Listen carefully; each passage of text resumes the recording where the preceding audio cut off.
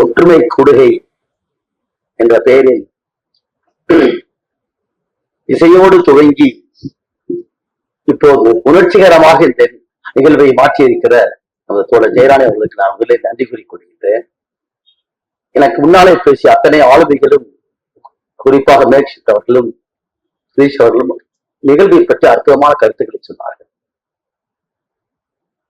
நம் துவக்கத்திலேயே பேசுகிற போது அரசியலமைப்பு சட்டத்துடைய உறுதிமொழியை நாம் எடுத்திருக்கிறோம். முகப்பை பற்றி எனக்கு முன்னாலே சொன்னதை போல் புரட்சியாளர் அம்பேத்கர் முன்னுரையில் நம்முடைய preamble of the constitution nation என்ற வார்த்தையை போட வேண்டும் என்ற விவாதம் வந்த போது அவர் தெளிவாக சொன்னார், India is not a nation, it should become a nation என்று சொன்னார். இது ஒரு தேசம் அல்ல, நாடு. இது ஒரு தேசமாக மாற வேண்டும். மாறுவதற்கு இங்க இருக்கிற சாதி, மதம், மொழி இவைகளெல்லாம் கடந்து ஒரு தேசமாக உருவானால்தான் இதை தேசம் என்று அழைக்கும் என்று சொன்னார். அந்த அரசியலமைப்பு சட்டத்துடைய கூறுகளை பற்றி அற்புதமாக சொன்னார்கள். எனக்கு முன்னாலே பேசி வெற்றிவேல் அவர்கள் 371 குறிப்பிட்டு சொன்னார்கள். இந்தியா என்பது பழங்குடிகள் இந்த காலத்திலேயுமே பழங்குடிகள் இந்தியாவோடு, இந்தியில் இருக்கக்கூடிய இந்த நாட்டில் இருக்கிற மன்னர்களுடைய சேர்ந்தல் அல்ல. அவர்கள் என்றைக்குமே தனக்கென்று ஒரு வாழ்வாதாரத்தை, ஒரு தொன்மையை, ஒரு கலாச்சாரத்தை, பண்பாட்டை கொண்டிருக்கிறார்கள்.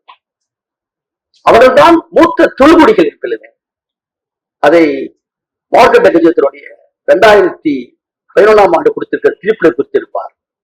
இந்தியாவுடைய மூத்த குடி என்று சொன்னால் அவர்கள் இன்றைக்கு பழங்குடிகள் தான் சொல்வார்.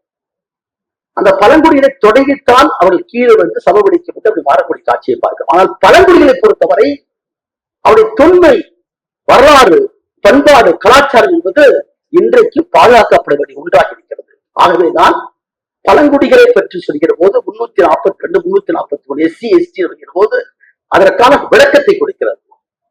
24, 25 பிரிவுகளை பற்றி விளக்கத்தை கொடுக்கிறது.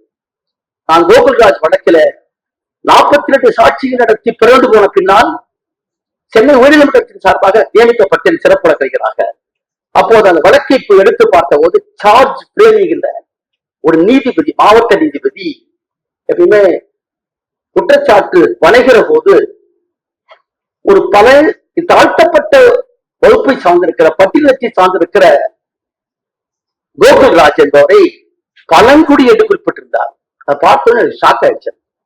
SC ST ஆக்ட் வந்து scheduled caste prevention of atrocities act 1989 அதுல ஃப்ரேமிங் ஆஃப் சார்ஜ்லயே வந்து பழங்குடி என்று போட்டதை பார்த்து அதிர்ச்சி அடைஞ்சார். அதுக்கு அப்ளிகேஷன் செக்ஷன் 216 போட்டு இது மாத்தணும்னு சொன்னேன். மாத்த முடியாட்டாரு. நான் சொன்ன பழங்குடி வேறங்க, ஷெட்யூல் காஸ்ட் பட்டியல் இனம் என்பது வேறு. இவர்கள் தாழ்த்தப்பட்டவர்கள் சமூகத்துல. ஆனால் அவர் அப்படி இல்லை, பழங்குடியினுடைய வரலாறு பற்றி சொன்னாங்க. அதுலயே சண்டை வந்து அவங்க சண்டை போட்டு அங்க நாமக்கல் மதுரைக்கு மாத்தணும் போறாங்க. இந்த பழங்குடிய வரலாற்றை இந்தியாவிலே இன்றைக்கு ஃபாரஸ்ட் ஆக்ட் கொண்டு வந்தா பிரிட்டிஷர்ஸ். சாந்தால் மக்கள் போராடிய போராட்டம் தான் முதல் ஏகாதிபத்தியத்தை எதிர்த்துக்க போற பிரிட்டிஷ் காலத்திற்கு போராட்டம். அது மணிப்பூர் பிரிட்டிஷ் வார் என்பது 1898 நான் வரலாறு படிக்கிறேன். 1917-19 தான் பிரிட்டிஷார்ஸ் வந்து மணிப்பூரை தன்னுடைய கைக்குள் தன் ஆட்சிக்கு கீழ் கொண்டு வருகிறார்கள். 1960 தான் லேண்ட் ரிஃபார்ம் ஆக்டே கொண்டு வரப்படுகிறது. பழங்குடிகள் வாழ்ந்து கொண்டிருக்கிற நிலம் என்பது சமவெளி இருக்கக்கூடிய ஒருவன் தனக்கு 2 ஏக்கர் நிலம் என்று நிகழ்ப்பதற்கும் லேண்ட் டு தி டில்லர்ஸ் என்பது நம்முடைய கொள்கை அடிப்படை. மேலே பிடித்து முடிகிற விவசாயத்துத்தான் நிலம் சொந்தமாக இருக்க வேண்டும். ஆனால் ஒரு பழங்குடி தனக்கு காடு வேண்டும் என்று கேட்பதற்கும் நிலம் என்று கேட்பதற்கும் மற்றவர்கள் எனக்கு நிலம் என்று கேட்பதற்கு வித்தியாசம் உண்டு. வரலாற்றில் பார்த்தபடி சொன்னால் எந்த ஒரு பழங்குடியும் தனக்காக கேட்க மாட்டான். தனக்கு கொடுக்கிற நிலத்தில 10 மரங்களை வைப்பான். யானைகளும் காடுகளையும் விலங்குகளையும் தெய்வமாக கும்பிடுகிறவன்.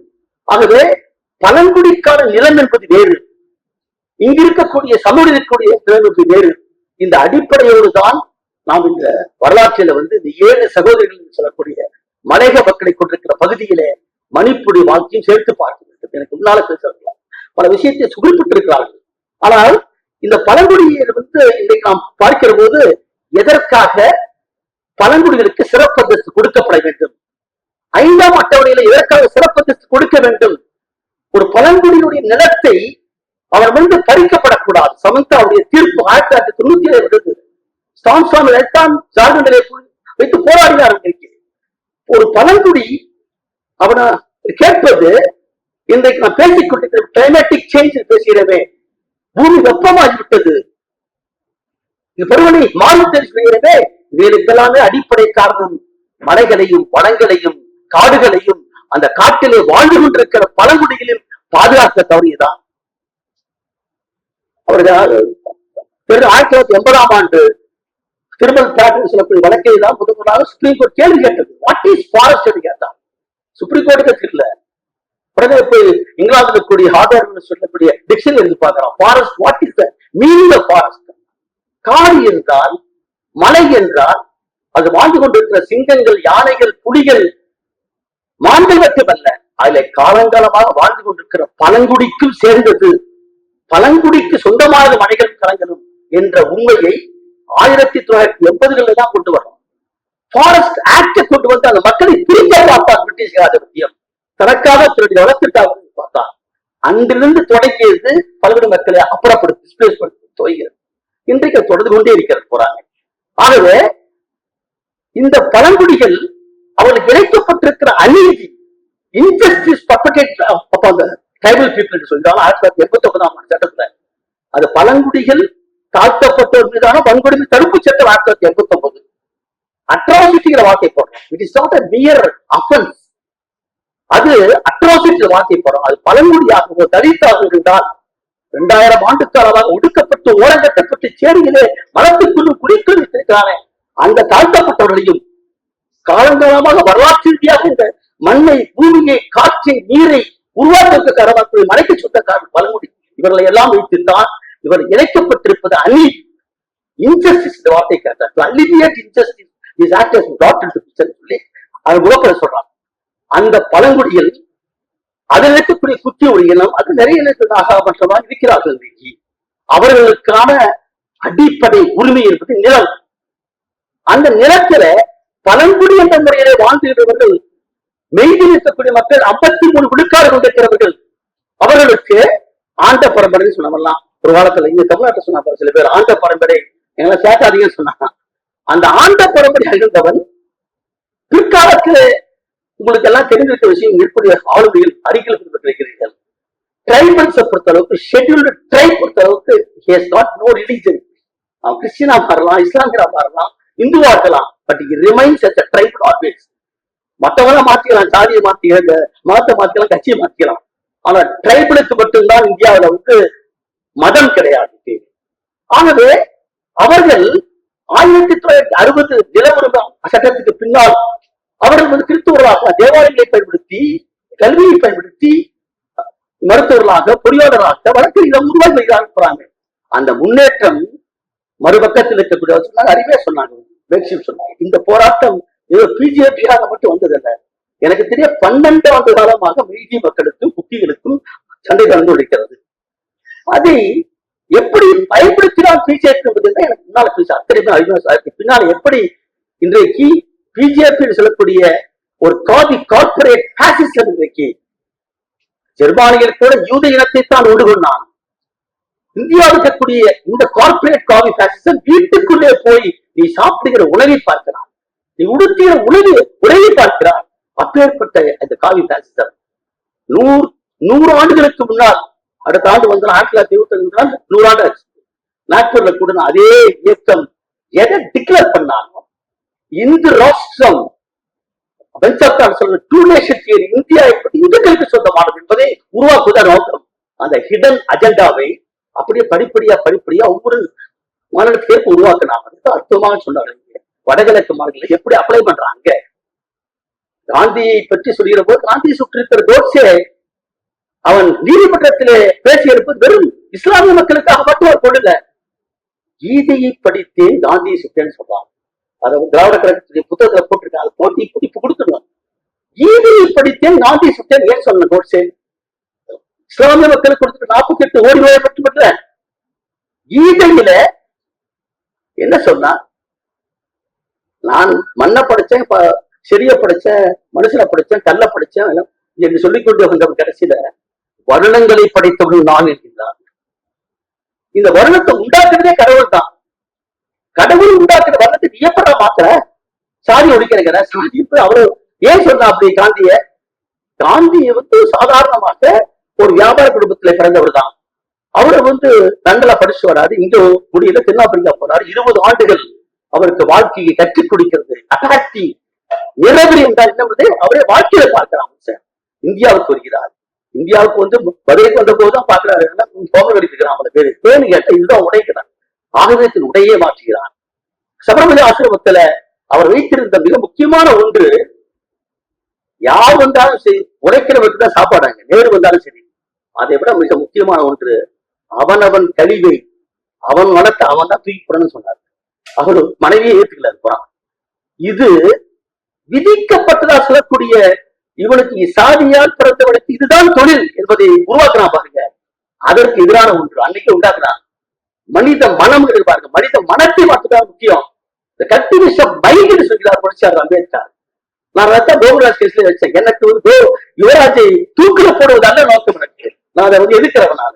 ஆனால் இந்த யுவராஜ் சிறைச்சாலைக்குள்ள இருந்து கொண்டு இந்த சமூகம் திருத்துவதை சமத்துவமாக பார்க்கணுமாக இன்னொரு யுவராஜ் உருவாக கூடாத நோக்கமே தவிர அவனை தூக்கில போறதல்ல. ஆகவே சாகும் வரை அவனுக்கு நிரந்தரமாக சிறைவனும் கேட்டான். அப்படி கொடுத்தாரு போறாங்க. நான் எதை சொல்றேன்னா, ஒருத்தரை மட்டும் சட்டத்தால மட்டும் மாற்றிட முடியாது என்பதை நாம் இன்னைக்கு பார்க்கிறோம். இந்த நம்ம அரசியல் சாஸ்திரத்துடைய அனைத்து பிரிவுகளுமே யாருக்கு பொருத்தமானது? சிட்டிசன் என்பதுதான். மற்ற 14, 15, 16, 17 எல்லாம் அடிச்சு போனோம்னா it is applicable only to the citizen of India. ஆனால் ஆர்டிகல் 21 என்பது வாழ்வுரிமை சம்பந்தப்பட்ட ஒன்று. அது சிட்டிசனுக்கும் பொருந்தும், சிட்டிசன் அல்லாதவருக்கும் பொருந்தும். ஆகவே இந்த மண்ணில் refugee right is fundamental right சொல்றோம். அடிப்படை உரிமையை சொல்றோம். 5ஆம் மண்டலத்துடைய 1951ஆம் ஆண்டு போட்டிருக்கக்கூடிய அந்த விதிகள் பிரகாரம் ஒரு மண்ணுக்குள் தான் பாதிக்கப்பட்டிருக்கிற போது, அது மியான்மர் ஆகட்டும், பங்களாதேஷ் ஆகட்டும், அங்கிருந்து வரக்கூடியவர்களை வரவில்லை. நீ அகதிகளாக வருகிற போது, நான் குற்றவாளியா பேசுறேன், நான் பயோஃபன்ஸ் கேஸ் நடத்துறேன். நைஜீரியாவில் இருக்கக்கூடியவர்கள், நைஜீரியாவில் எத்தனை குரூப் இருக்குது, அதுல பயோஃபன்ஸ் இருக்காங்க. இந்தியாவுக்கு பல வந்திருக்காங்க. திருப்பூர் பவானில நிறைய பேர் இருக்காங்க, ஈரோடுல இருக்காங்க. அது வந்தவர்கள் பல பேர் திரும்பி போகவில்லை. They came with a temporary passport and temporary visa. They cannot return back to Nigeria because அந்த நாட்டுல இதே மாதிரி எத்தனைக்கு வாழ் கிளம்பியாச்சு. குழந்தைகளை வெட்டான். எப்படி ஈழத்திலே துப்புக்குடி உறவுகள் கண் முன்னாலே கொல்லப்பட்டார்களோ அதே போல அங்க இருக்கக்கூடியவர்களை வெட்டி கொள்றான் பல பேர்.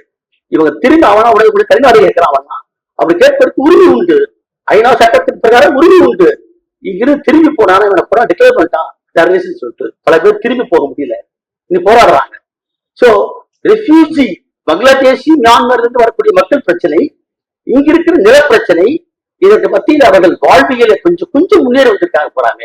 அதை மெய்திகளாலே தாங்க முடியாமல் அந்த மெய்திகள் தங்களையும் இன்றைக்கு ஒரு பழங்குடியாக அறிவிக்க வேண்டும் என்று சொல்லக்கூடிய கோரிக்கை 12 ஆண்டுகாலமாக இருந்ததை மிக சிறப்பாக பயன்படுத்திக் கொண்டார் பிஜேபி, RSS. அதைத்தான் ஐடியாலஜிக்கல் வார் என்று சொன்னார். இதை நான் பார்க்கிறோம். நடந்து கொண்டிருக்கிற அந்த துன்ப துயரத்தை அப்படி அருமையா சொன்னார்கள். எங்க போக முடியாம எங்க போவோம்? 50,000 பேர் இன்றைக்கு நாடு முழுக்க சொந்த நாட்டுக்குள்ள மக்களே அதா மாற்றப்பட்டிருக்கிற போது இதற்கு தீர்வு என்ன என்பதைத்தான் எனக்கு விடால் பல பேர் பேசுறாங்க.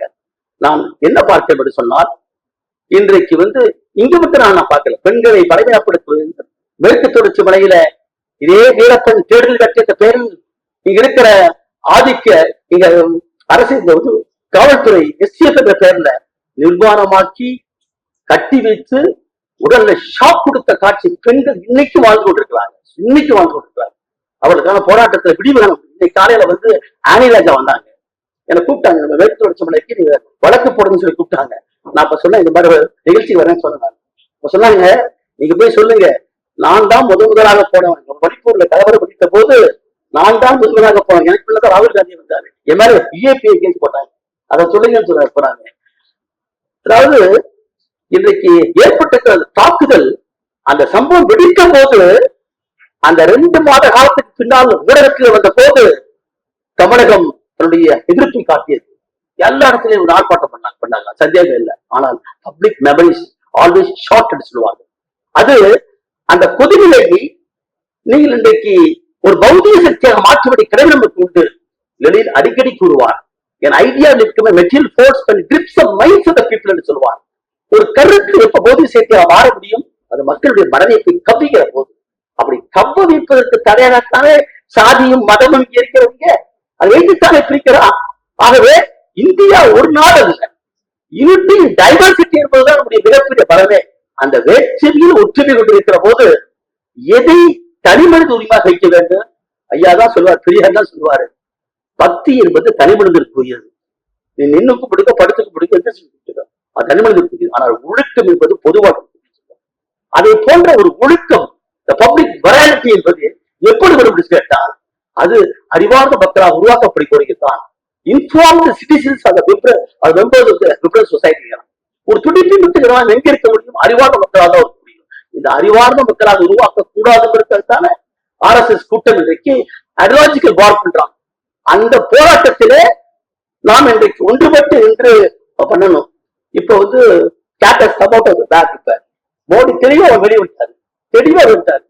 என்ன நேற்று வரைக்கும் பேசிட்டு மாறி போய் தெளிவா அட்டாக் பண்றாரு. யார?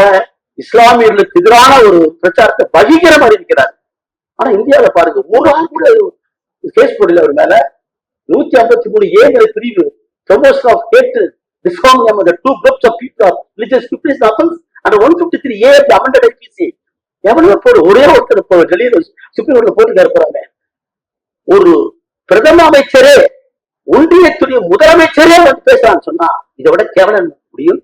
அப்ப அவர்கள் அன்றைக்கு தொடங்கி 25 தொடங்கி அது பாபர் மசூதி இருந்த இடத்துல போய் ஒரு சிலையை வச்சு அதை 92 வந்து செங்கலை தூக்கிட்டு போய் இந்தியா முழுக்க கொண்டு போய் ஒரு பெரிய ஏற்படுத்தி இடித்ததையே சுப்ரீம் கோர்ட்டை வச்சு நியாயப்படுத்தி வந்தது என்பதும், அதே மாதிரி இந்தியாவில் இருக்கக்கூடிய மக்கள் இருந்த இந்துக்கள் என்ற பெயரில் அதை கன்சாலிடேட் பண்ற பெயர்ல இன்றைக்கு பிளவுபடுத்துவதும் அது கார்பரேட் காவி பாசிஸ்ட் அடிப்படையாக இருக்கிறது என்பதை எனக்கு முன்னாலே அருமையாக பேசினார்கள். இதை இந்த அரங்குக்குள் மட்டுமல்ல, வெளி உலகத்திற்குள்ளே உழைக்கிற மக்கள், ஒடுக்கப்பட்ட மக்கள், எங்கெல்லாம் பெண்களும் மாணவர்கள் இருக்கிறார்களோ அங்கெல்லாம் இது ஒரு பௌதிக சக்தியாக மாற வேண்டும் என்பதற்காகத்தான் நாம் இங்கே கூடியிருக்கின்றோம். நிச்சயமாக நான் சொல்லுவேன், மேக்ஷிப் அவர்களுக்கு நான் சொன்னீங்க, மேக் பீஸ் வந்திருக்கீங்க. You wanted to create a peace among the people. அது அற்புதமான பண்பு பாருங்க. வந்து ஒற்றுமை என்பதை எப்படி உண்டாக்குதா? கெட்ட போரினை வேறொரு சாய்ப்பு சொன்னான் பாரதி. புதியதோர் உலக சீவம் அப்படி சொன்னான். போர் என்பது யாருக்கு வர முடியும்? காலனி நாடுகள் தகை சொந்த லாபத்திற்காக அப்படி லாபத்தை கொண்டடிப்பதற்காக காலனியாக மாற்றினான். சொன்னால் போரை உண்டாக்குவது ஏகாதிபத்தியம் தான். அவர்கள் தான் நவீனத்தையும் இதை பயன்படுத்துகிறார்கள். ஆனாலும் கூட நம்மை பொறுத்தவரையிலும் 2000 ஆண்டு காலமாய் உருவாக்கக்கூடிய ஒரு கட்டமைப்பை, ஒரு 3 விழுக்காட்டு மக்களுக்கான தத்துவத்தை அப்படியே நவீனப்படுத்திக் கொண்டு வந்து கொண்டிருக்கிறார். அதை 97 விழுக்காடு கொண்டிருக்கிற மக்கள் நம்மையே பிளவுபடுத்தி வேறுபடுத்தி புரட்சியாளர் அம்பேத்கருடைய சொன்னார். படிநிலை அசத்துவத்தை உண்டாக்கி அதை பிரித்து வைத்திருந்த கொடுமையை பார்க்கிறோம். அதை மாற்ற வேண்டும் என்று சொன்னால் உழைக்கிற கரங்கள், எந்த கரம் இன்றைக்கு உழைப்பால் உற்பத்தியை பெருக்கி கொடுக்கிறதோ, எந்த கரங்கள் இன்றைக்கு சேற்றிலை கால் வைத்து அவருக்கான உணவை சமைத்துக் கொடுக்கிறதோ, அந்த உழைக்கிற மக்கள், விவசாயிகள், ஒடுக்கப்பட்டிருக்கிற மக்கள், அறிவார்ந்த மக்கள் அனைவரும் ஒன்றுபடுத்தக்கூடிய கரங்கள் உண்டு. அந்த மிகப்பெரிய போராட்டத்திலே தான் நாம் ஒன்று சேர்ந்திருக்கிறோம். ஸ்டாங் சாமி கொல்லப்பட்ட போது அது ஒரு இன்ஸ்டிடியூஷனல் பார்டர் என்று சொல்கின்றோம். காவல்துறை வல்லத்தை போல இன்ஸ்டிடியூஷனல் பார்டர். அது ஒரு சிரிஞ்சு கேட்டான் அந்த மனிதன். தன்னாலே இருக்கிற பார்க்கிஸ் நோயாளை தனக்கு குடிப்பதற்கு ஒரு சிரிஞ்சு கேட்டான். அதை கூட கொடுக்கப்படுத்தான. ஏன் அதான் சொன்னா, I cannot shut my eyes before the injustice caused before me சொன்னான். என் முன்னால் நடந்து கொண்டிருக்கிற அநீதியை கண்டு கொண்டு நான் வாழ்வோடு இருக்க முடியாது சொன்னான். யார் அந்த மனிதன்? ஜார்க்கண்ட் மக்களுக்காக, பல்வேறு மக்களுக்காக போராடியவன் பீமா கொடிகார் என்ற பெயரில அங்க இருக்கக்கூடிய அறிவார்ந்த மக்களை, தலை சிறந்த மனித உரிமை போராளிகளை எல்லாம் கூட தூக்கி போட்டு ஏற்கனவே 5 ஆண்டுகள் கடந்து கூட பல பேர் வெளிவர முடியாது. இத்தகைய கொடுமை அங்க பண்றான். கருவைத்திற்காக அக்கறத்தை கொள்றான். ஒரு கருத்து போராட்டத்துல எப்பொழுதும் அறிஞர் பெருமக்கள் தான் முன்னே சொல்லுவார்கள். நபேந்திர தபோல்கர் அவருடைய ஜட்ஜ்மெண்ட் தான் வந்திருக்கிறது பார்த்தேன். கோவிந்த் பன்சாரே, கௌரி லங்கேஷ், கல்புரிக்கு போட்டிருக்கிற அறிவு சிக்கலை திட்டமிட்டு இந்த போர்டஸ் ஆபரேட்டிவ் ஒரே மாதிரி சொன்னா போறாங்க, இன்னைக்கு வந்திருக்க போறாங்க, 4மே ஒன்றுதான் சொல்றாங்க. ஆகவே அந்தந்த மக்களுக்கேற்ப இங்க வந்து தமிழ்நாட்டில் வந்து தமிழ் பேசுவாங்க, ஆனா தமிழ்நாட்டுக்குரிய நிதியை கொடுக்க மாட்டான் என்ற வகையில் இந்தியா முழுக்க ஒரு அஜெண்டாவை வைத்துக் கொண்டு உருவாக்கி இருப்பதுதான் இன்றைக்கு இது. It is nothing but state sponsor terrorism தான் சொல்லுங்க. அரசு பயங்கரவாதம் இது. அவர் திட்டமிட்டு உருவாக்கி கொண்டிருக்க ஒன்று. பழங்குடிகள், தலித்துகள் தேவைப்பட்டால் ஆயுதம் வைத்துக் கொள்வதற்கு சட்டம் இருக்கிறது தெரியுமா அவங்களுக்கு? சட்டம் இருக்கு. 1989ஆம் ஆண்டு சட்டத்தின் பிரகாரம், விதிகளின் பிரகாரம் பழங்குடிகள், தலித்துகள் தங்கள் பாதுகாப்புக்காக ஒரு ஆயுதத்தை வைத்துக் கொள்ள துப்பாக்கி தரன்னு சொல்றாங்க. பழங்குடிகள் வைத்துள்ள தவறு கிடையாது. அது மட்டுமல்ல, எவனொருவன் பழங்குடிக்கும் தலித்துகளை வச்சு அச்சுறுத்தலாக இருக்கிறானோ செக்ஷன் 10 பிரகாரம் தூக்கி வெளியே போடலாம். இந்த சட்டமா எங்க போச்சு? மதன் லாக்கூருடைய ஜட்ஜ்மெண்ட் இருக்குது. இந்த ஆயுத சிறப்பு சட்டம் என்பது அதை பற்றி ஆய்வு பண்றான். பல பேர் வழக்கு போடுறாங்க, நிறைய வழக்கு போட்டாங்க, ஃபேமிலிஸ் போட்டாங்க. காணாமல் போனவர்கள், பாலிகுலத்துக்கு உட்பட்டிருக்கவர்கள், சுட்டுக் கொல்லப்பட்டவர்கள், கொன்றவர்கள், இதை வழக்க போற மதலாக்கூர் அப்படியே எல்லாம் படிச்சு பார்த்து அதுக்கு ஒரு குழு அமைச்சிட்டு ஆயுத சட்டத்தை திரும்ப பெறாவிட்டால் இங்கே வன்மை எந்த காலத்திலும் அமைதி உருவாக சொல்றாரு போறாங்க. முதலாக்கூர் ஜட்ஜ்மெண்ட் இருக்கு. ஆக நாம் ஒரு சிறப்பான எதிர்காலத்துக்காக போராடி கொண்டிருக்கிறோம். Equality before law, equal protection of life என்பது நம்முடைய சட்டத்தின் அடிப்படை. ஆனால் சமத்துவம் என்பது equality is different from equity என்பது நமக்கு எல்லாருமே தெரியும். சமத்துவத்தை அடைவதற்கு காலங்காலமாக ஒடுக்கப்பட்டிருக்கிற மக்கள் அந்த சமத்துவத்துக்கு வரணும்னு சொன்னா அவனுக்கு சரியான ஒரு சமூக நீதியை கொடுக்க வேண்டும். அந்த சமூக நீதியை பழங்குடி மக்கள், தலித்துகள் பெறுவதற்காக வருகிற போதுதான் அவரை அடக்குவதற்காக ஆதிக்க சக்தி விட்டு வரவில்லை, அவனுக்கு சார்பாக ஆட்சியாளர்களே வர்றான். அதான் கொடுமையை போனாங்க. அவர்கள் அரசியல் சாசனத்துக்கு விரோதமாக அதுதான் துவங்குற போது ரொம்ப அற்புதமா துவங்கினாங்க. அந்த அரசியல் சாசனத்துடைய ஆன்மா என்பது சமத்துவத்தை உருவாக்குவது. சமத்துவமற்ற மக்களை சமமாக்கிற போராட்டத்தில இன்றைக்கு தமிழ்நாடு மக்கள் நிற்க வேண்டும் என்ற கோரிக்கையோடு நீங்க வைத்திருக்கீங்க. இந்த கோரிக்கை அற்புதமான ஒன்று. இந்த சென்னையில இக்ஷாவிலே தொடங்கக்கூடிய இந்த சிறு பொறி தமிழகத்திலே ஜோலையாக மாற வேண்டும் என்று கேட்டால் இது ஒரு மனித உரிமை கலாச்சாரத்தை உண்டாக்கக்கூடிய அமைப்பான நான் பார்க்கிறேன். மனித உரிமை என்பது அது இட் இஸ் இன்ஹெரண்ட், இன்செப்பரபிள் என்கிறார். அது நம்முடைய மூச்சு காட்டை போல் நம்மோடு ஒட்டி பிறந்திருக்கிற ஒன்று. மாண்பு, டிக்னிட்டி சொல்றான். அந்த வார்த்தையை தான் அம்பேத்கர் வார்த்தையை போட்ட முடியல. மாண்பை உண்டாக்கும் என்று சொன்னால், அந்த மாண்பை கொடுக்கக்கூடிய வாழ்க்கையை கொடுக்கணும் என்று சொன்னால், வாழ்வுரிமை கொடுக்க வேண்டும் என்று சொன்னால் நிச்சயமாக இந்த பல்லுடைய மக்களுடைய உரிமைகள் பாதுகாக்கப்பட வேண்டும். அதே சமயத்தில் மெய்தி மக்கள் பாதிக்கப்பட்டால் அவர்களுக்காக நிக்கிறேன் சொன்னார் பாருங்க. அங்குதான் நாம் நிக்கிற போறாங்க. பாதிக்கப்பட்ட எங்கிருந்தாலும் சரி நாம் நிற்போம். ஆனால் ஒடுக்கப்பட்டிருக்கிற மக்கள், அடக்கப்பட்டிருக்கிற மக்கள், பல்லுடைய மக்கள், தலித்துகளுடைய உரிமை என்பது தலித் உரிமை என்பது அடிப்படை உரிமை அது. ஆகவே அதை சீர்திருத்த போதுதான் நமக்கு நிச்சயமாக சமத்துவம் கிடைக்க முடியும். அந்த அடிப்படையில இன்றைக்கு தொடங்கி இருக்கிற இந்த கூட்டத்தை ஒவ்வொரு மாவட்டத்திலும் போனது. ஒவ்வொரு மாவட்டத்திலும் நம்முடைய தோழர்கள் வந்து பேச வேண்டும். மாணவர்கள், இளைஞர்கள், அறிவார்ந்த மக்கள், உழைக்கிற மக்கள், தொழிலாளிகள், விவசாய மத்தியில போய் இந்த பொருளுக்கு பிடிக்கும். எப்படி பஞ்சாப்ல இருக்கக்கூடிய விவசாயிகள் டெல்லியில வந்து உட்கார்வதற்கு முன்பால் ஒவ்வொரு கிராமமாக போய் வந்து மீட்டிங் போட்டாங்க. அதனுடைய விளைவுதான் 700 நாட்கள் அவங்க உட்கார்ந்து, ஒரு வருஷம் உட்கார்ந்து பண்ணா 700 பேருக்கு வெளியெடுத்தாங்க. அதே போல மெய்தி மக்களுக்கு எதிரான ஒன்று அல்ல. அங்கே சமத்துவத்தை, ஒரு அமைதியை காண்பதற்கு குக்கி மக்கள் மட்டுமல்ல பழங்குடி மக்களின் உரிமையை பாதுகாப்பதற்கு நாம் தொடங்கி இருக்கிற போராட்டம் நம்முடைய போராட்டம். என்று கேட்டால் அது எங்க மட்டும் நடக்கல, இங்கேயும் நடந்து கொண்டேதான் இருக்குது போராட்டம். தமிழ்நாட்டில் மட்டும் இல்லையா? நிச்சயமாக இருக்கிறது. தமிழ்நாட்டிலும் இன்றைக்கு உருவாக்கத்தின் சக்தி இருக்கின்றார்கள். தமிழ்நாடும் ஒரு மணிப்பூராக மாறாமல் என்று சொன்னால் நம்முடைய ஒற்றுமை தளம்தான் இதற்கு கருவி என்று சொல்லிக் கொண்டு இந்த அமைப்பை ஏற்படுத்தி இத்தகைய வாய்ப்பை கொடுத்ததற்காக நன்றி கூறி அமைக்கிறேன்.